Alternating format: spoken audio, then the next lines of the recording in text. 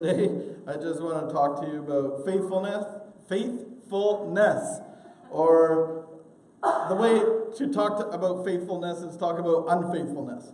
So I'm going to try and communicate with you today about that. We will be in Joshua 6 and 7 if you want to get ready there.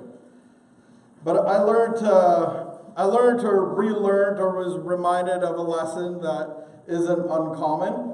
But I really learned that this week, and we can learn things through lots of teaching or being disciplined or really good thing to learn. A reason to learn is due to finances. That gets you learning real quick. So I had that blessing in my life, and so what I learned was that there are things that are created. And the designer, the engineer, the creator has designed them a certain way for them to run efficiently and effectively. So this lesson cost me a few dollars this week. Number one, boat motors need transmission oil changed every year. Me and mechanic Jim were trying to figure out what was wrong with my motor. Mechanic Jim unscrews a set screw at the bottom, and it exploded in this black tar all over us. Jim looked at me. I looked at Jim. Jim said, "That's the way to start a morning now, isn't it?"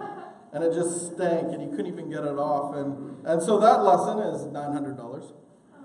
Washing machines need to be cleaned out and not overloaded.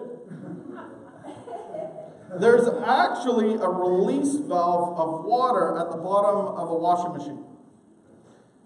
When the people came to remove it, they wanted to release the water that was in it, and this horrid smell filled the basement. And I weren't friends with them, so I didn't want to make a comment.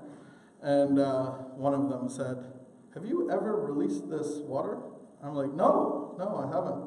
And he goes, "Well, you need to do that." So that was $400. And then cars are actually not designed to be overheated and run that way.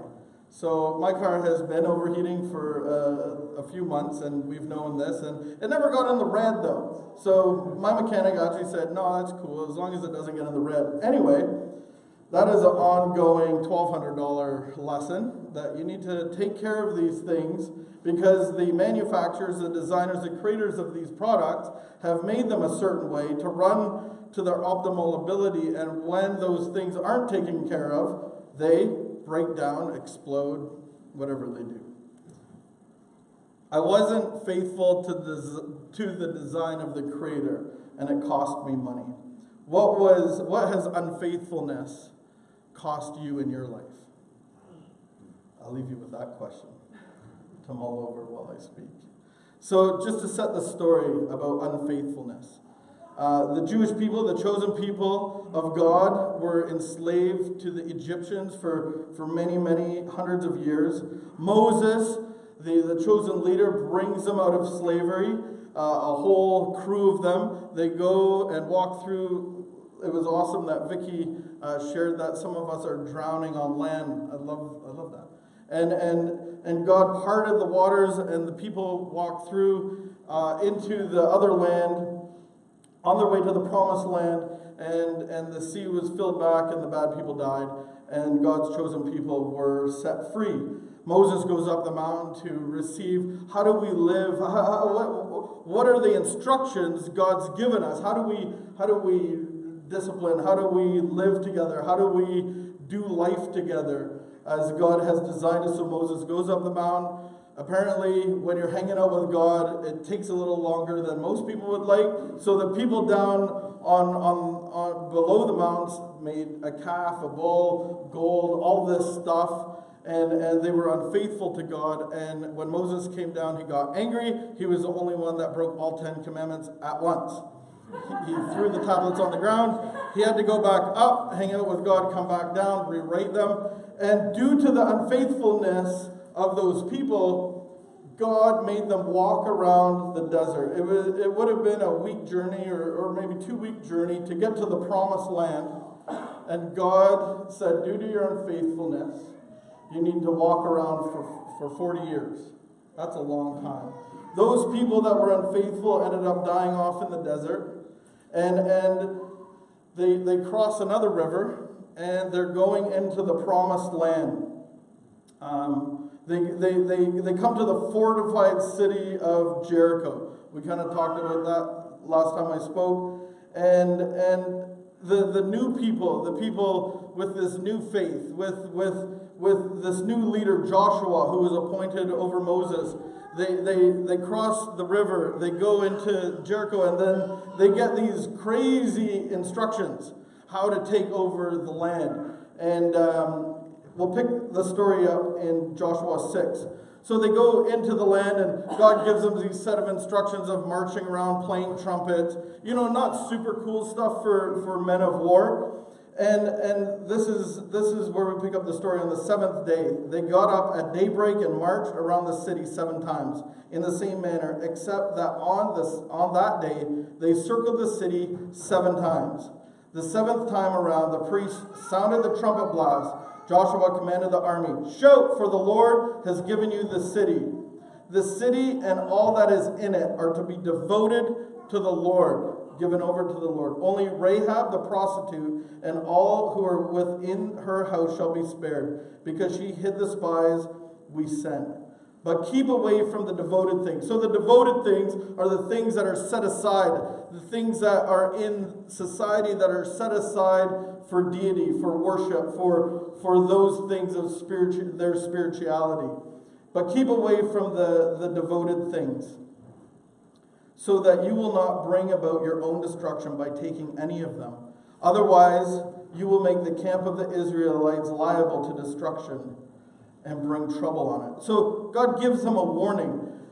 Here, I'm giving you the promised land. These people are vile, spiritually off people. They worship demons. They kill babies. They sacrifice their own to these gods.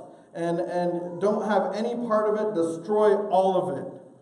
And if you don't, then you're going to be liable for it. You will bring trouble upon it. Verse 19, all the silver and the gold and the articles of bronze and iron are sacred to the Lord and must go to his treasury. So God says, my people, I will give you the promised land. I will give you all the promises. I will give you the land of milk and honey. I will give you all of this. I've taken you from slavery in Egypt, and you are going to get these promises. I'm going to let you run over the city of Jericho, this huge fortified city, and you're going to take that out, and everything in it, except one woman who helped us, is to be destroyed, to be given to God. Be faithful to that. Joshua 7, but the Israelites were unfaithful in regard to the devoted things. Achan, the tribe of Judah, took some of them, so the Lord's anger burned against Israel. So, we're going through a city. We're some warriors. We just blew a trumpet. We walked around the city. It all crumbled. Everybody is petrified. We're taking over. Things are cool. This city was known for the abundance of wealth and stuff. And so, imagine taking over this city and knowing everything has to be burnt in it. We see stuff that we don't even want to look at. We'll burn that. We'll burn their records and they didn't have records. But you know when Christians become Christians, they want to burn their records. Anyway, that stuff's easy. Let's tear that stuff apart, crack those records, and praise God. So imagine we're going through the camp and we see a stash. We see gold. We see silver, and we're like, no one's going to miss that. It's gold. It's in the shape of a calf. It's in coins. Yeah, there's a stamp on it, but really, I got some car problems. I got some laundry problems. No one's really going to notice this stuff. No one would know. Probably other people are doing it, and it's kind of a stupid rule. It probably doesn't apply to everything, right? Let's stash that stuff and burn the rest of it. That's what Achan was thinking. That's what I would have been thinking if I was Achan. I don't know about you. You're probably the people that burned everything. I'm kind of like Achan. So Joshua, on them getting into the promised land, they got to take some people out, sent some men to Ai, which is near Bethaven, to the east of Bethel, and told them, go up and spy on the region. So send up some men and go spy on them, see what we need to take over this part of the land. And when the spies came back, they said, hey, it's not too bad. These guys don't even look tough. I guess everything was up at Jericho. I think we'll steamroll these guys. Let's chill out the army. Let's pick a couple thousand people and we'll go down and take out that part of the land, no problem. So Joshua agreed, and they send them out, and they get cut off at the pass, and 38 of them get slaughtered, and it threw them off, and they get chased all the way back through the land into where their camp was. And the reason why this is bad is because they got a lot more land to take over. They got a lot more progress to go, and if they come across the second people that aren't even tough and they get beat up by them, it's not going to go well in the rest of the land. And so Joshua was a little bit upset as the leader. Like, God, why would you do that? Why couldn't we just be content being in slavery? Why were we worried about freedom when these problems are here? And man, I can't see past this loss. How do we move forward? He tears his clothes. He puts some ashes on his head, which I would like to see one day. How do they do that? Sprinkle ashes on their head, rip their clothes, and wear sackcloth. Sometimes I feel like doing that, but I don't know how to do it. God says, stand up. Get up. Get up. What are you doing down on your face? Israel has sinned. They have violated my covenant, which I commanded them to keep. They have taken some devoted things. They have stolen. They have lied. They have put them in their own possession. That is why the Israelites cannot stand against their enemies. They turned their backs and ran because they have been made liable to destruction. I will not be with you anymore unless you destroy whatever is among you is devoted to destruction. And God's getting this concept here. It's either you can have all of me or all of that. You can't have both. And it's the same in my life when it comes to the things that maybe I was attracted to, the devoted things of this world. Maybe for me it was alcohol. And well, I can't have all of God and all of this or some of this. I have to choose one or the other. And that's the stage that God's setting is either you're faithful to me at 100% or you're not. You can't have both. So Joshua says, I'm going to take care of this. They did like this, I don't know if you've seen it on TV, or maybe you've been part of a lineup at the police station. And some people laugh. And you're part of this lineup, so he does this lineup tribe by tribe, and people get eliminated. This tribe gets eliminated, and then this family has to come forward, and this person has to come forward. Achan replied, Joshua said to Achan in verse 19, my son, give glory to the Lord, the God of Israel, and honor him. Tell me what you have done. Do not hide it from me. Achan replied, it is true. I have sinned against the Lord, the God of Israel. This is what I have done. When I saw the plunder, a beautiful robe from Babylonia, and 200 shekels of silver and a bar of gold, weighing 50 shekels, I coveted them and took them. They are hidden in the ground inside my tent with the silver underneath. So they get them out. They find the stuff. And to me, it's like, man, that took a lot of courage to come forward in all of Israel, the lineup. And to me, it's like, okay, the guy, he came forward and was honest. And to me, it's like, okay, that's cool. Let him join the ranks. We made a mistake. But this is what happened. The Lord will bring trouble on you today. In verse 25, then all of Israel stoned him. And after they had stoned the rest of them, the whole family, they burned them. And what God's saying to me in this is wherever there's unfaithfulness, you don't just dust it off and bring it back in. It's done. It's gone. It's stoned. It's set on fire and taken out and never reintroduced again. I remember this concept happened. Last 12 years, I've worked with what we call the vulnerable sector, mentally ill guys, addiction guys, and we set up rules. We set up, there's certain things that we have to abide by. A lot of these guys do things out of guilt and shame, and we can't take advantage of that. So one of those things is not taking things from these men. And there was one guy who was really rough around the edges. I really liked him. He was a cool guy on meds, not a cool guy off of meds. He had been in every penitentiary from the east to the west coast. He had gotten in a lot of trouble being off medication. But this was a beautiful man, very kind, and really we got along well together. I remember one day he goes, "John, get over here." And he's like rough. He's like, "Yeah, John, come." He's kind of like, he looks like Wolverine, but like, anyway, Hugh Jackson, not Wolverine. So I come over, and he goes, here. And he gives me like a little envelope. I'm like, "Oh, cool, thank you."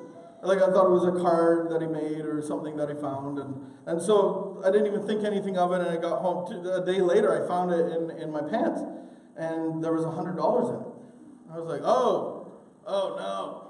Like, that's a, man. And then, car broke down. I was like, well, maybe that's God's provision. Maybe that's God giving me that. Huh, okay, that's cool timing. You know, and 2 weeks later, "John, come here." And I'm like, okay. And he gives me a card really quick in my hand. And I felt like I had to put it in my pocket and walk away. Like, I said, "Okay, thanks," and pretended nothing really happened. It felt like a drug deal going down. I was like, "Okay, anybody looking?" Whew.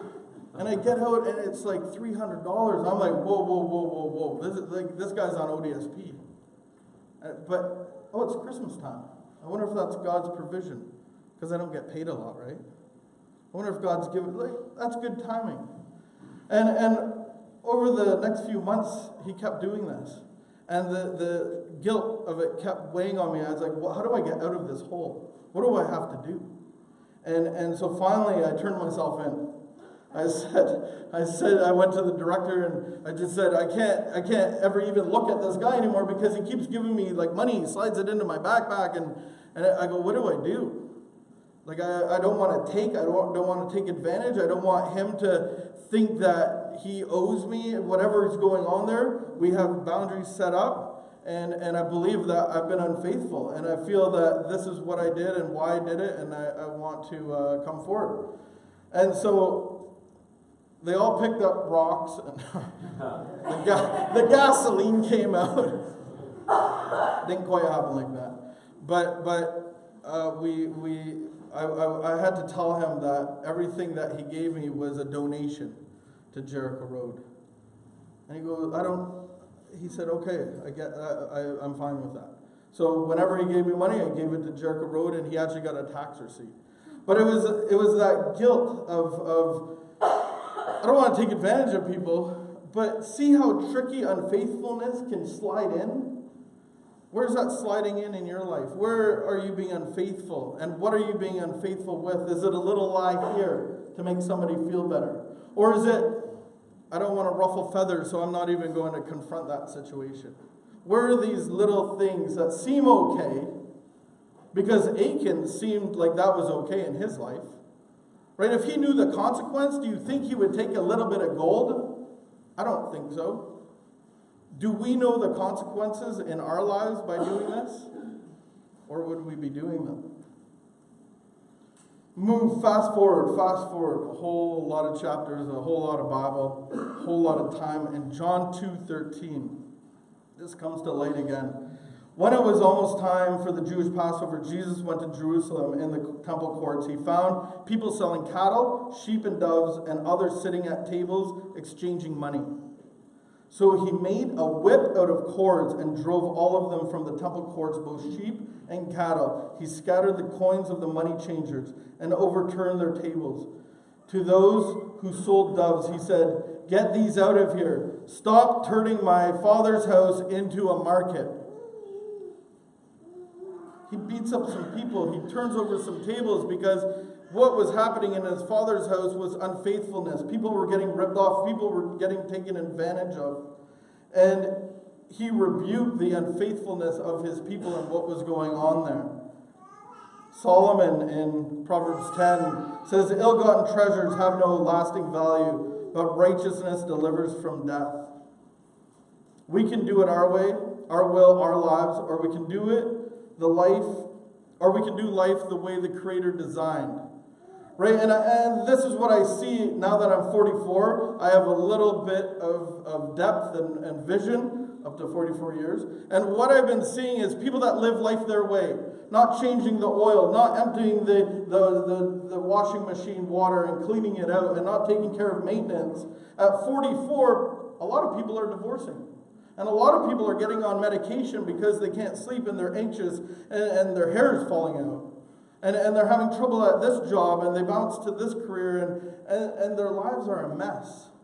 Because we can do it our way for a certain amount of time, but at the end, it only lasts for so long. 40 years is that, I think. It's not proven probably in science, but. So when we look at what is faith, how do I be faithful? In Hebrews 11, verse 1, it says, faith is confidence in what we hope for and assurance about what we do not see. And this is interesting because I have to be faithful on the things that I can't see. I read in the Word of God is like, I have to do these things. Oh, sexually, I can't do these kind of things. Oh, I can't live together with her first. Oh, I have to be giving some money to God. Oh, my time isn't all mine. So I have to be faithful on those things if I want to have a relationship with God. And so I looked at the opposite of faith, and I don't think it's doubt. I think it's sight. Because what I can see, I'm not going to take that gold. Hey man, that guy got stoned and he got set on fire. I'm not going to take that gold. But it's not what he saw, it's what he didn't see. And that was the truth. So the presence of God will not always fix your problems. The presence of God, the glory of God is not going to magically fix everything and deliver you of every little problem and trial and the stuff that you're going to go through. But I believe that the presence of God will clarify your perspective. The presence of God will actually give you sight, which is going to give you faith. So how do we do this? I think it's important to finish on how-tos, and especially in this case. So how do I do this? How do I not be Achan, putting some gold and silver in my pocket? How do I not take money from a mentally ill person that I'm a part of his life and in leadership over? How do I not be in the temple of God and Jesus comes in and throws over the tables? I really believe that we need to invite God into all aspects of our lives, to shine light, to give clarity, and to change perspective. And to me, that's called conviction. Right? I feel convicted. Why am I feeling this way? Oh, because I invited God into my life to shine light on. I think the other thing is to be open and transparent and to be vulnerable, even in the face of consequences. Because just like Achan, he was open and vulnerable, and he died and lost his life and his family's life.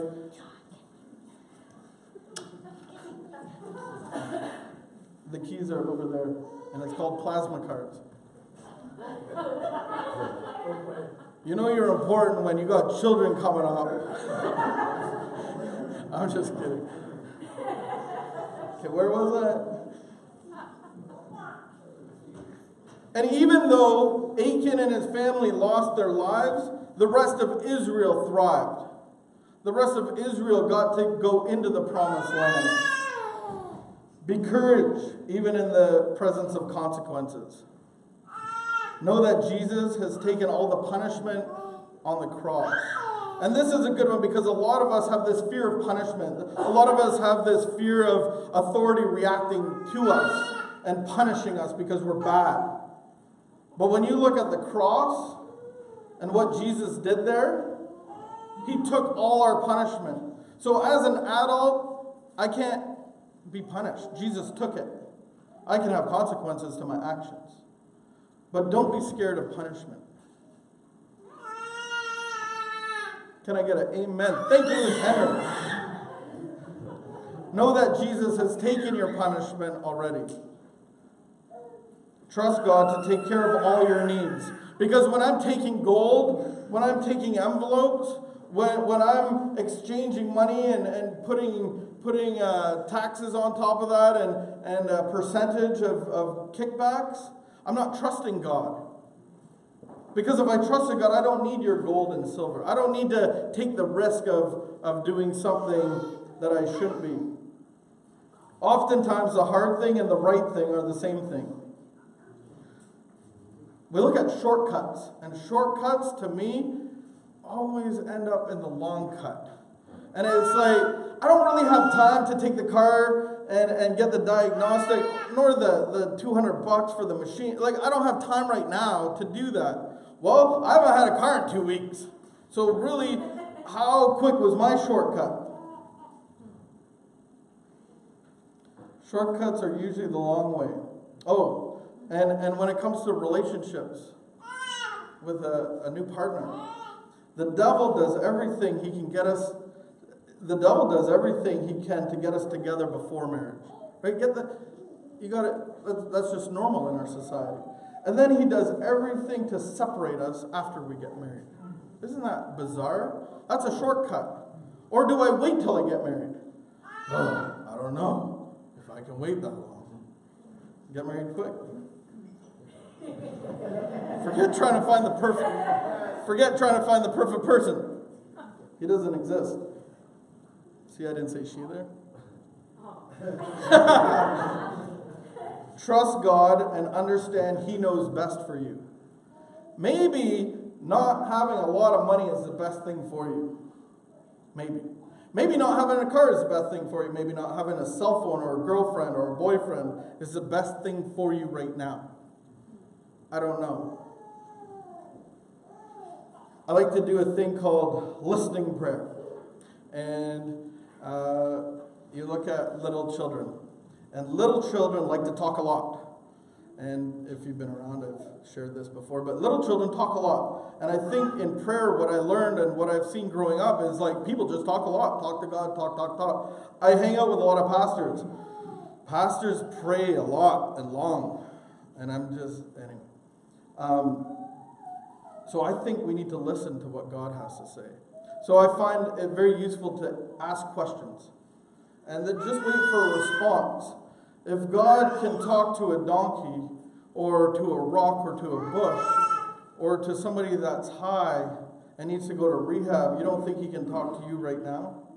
And so I just offer you this time to just quiet your mind. If you want to close your eyes, you can. I might. If you don't want to, you don't have to. And I'm going to ask these questions. God, what devoted things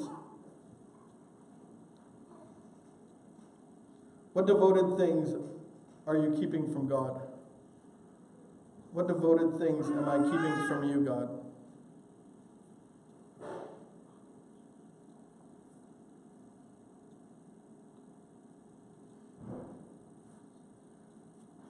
What devoted things am I keeping from you, God? Am I hiding?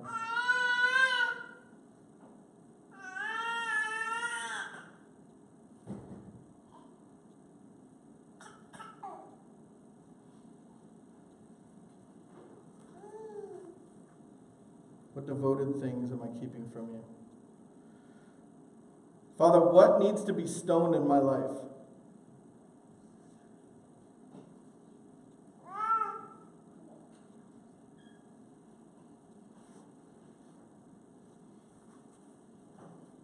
What needs to be stoned in my life? Jesus, what tables do you want to overturn in my life?